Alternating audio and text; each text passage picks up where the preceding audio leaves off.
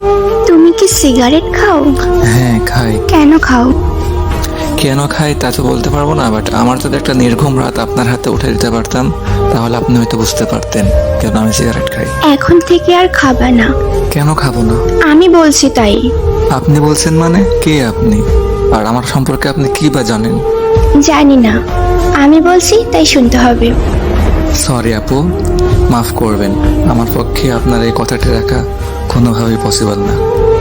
আচ্ছা, আরেকটা কথা, তুমি কি রাত জাগো?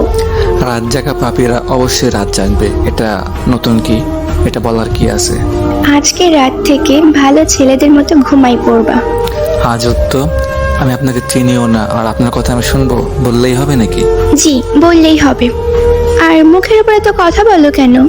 মেরে সোজা বানিয়ে দিব। আপনি ভাবতেছেন আপনার এসব নরম নরম কথাই আমি গলে গিয়ে নিজেকে পরিবর্তন করে ফেলবো, বাট এটা কোনোভাবে সম্ভব না আপু। আমি অগোছালো ছিলাম আর অগোছালোই থাকবো। আপনার এসব কথায় কোনো কিছুতে আমার যায় আসবে না। এত অগোছালো কেন তুমি? অল্প বয়সে পরিবারের দায়িত্ব কাঁধে নেওয়া অ্যান্ড একটা মানুষকে খুব বেশি ভালোবাসার পরেও তার দেওয়া আঘাতগুলো আমাকে অগোছালো করে ফেলছে। আমি অগোছালো ছিলাম না। নিজেকে গুছিয়ে রাখতে পারো না? যার জীবনের কোনো ত্রিসীমানা নাই তার জীবনটা গুছিয়ে আর কি হবে? তুমি এত রোগা কেন? খাওয়া দাওয়া ঠিক মতো করো না? পরিবারের টেনশন, প্রিয় মানুষের আঘাত, এগুলা নিয়ে ভাবতে ভাবতে রাতটা এমনিই পেরিয়ে যায়।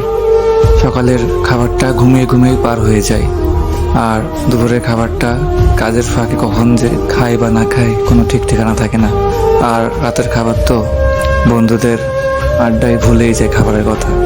এত এলোমেলো হয়েছ কিভাবে? ওই যে বললাম না, পরিবারের টেনশন আর আপনার মতো একটা প্রিয় মানুষের আঘাত। ও আচ্ছা, আসলে তোমার জীবনের মানুষটা ভুল, এই জন্য তুমি ঠকে গেছো।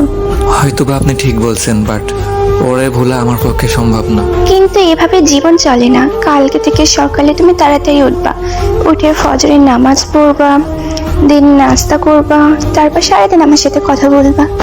দুপুরের খাবার জোহরের নামাজ পড়ে এসে খাবা, আর রাতের খাবার খাবা এসে নামাজের পর।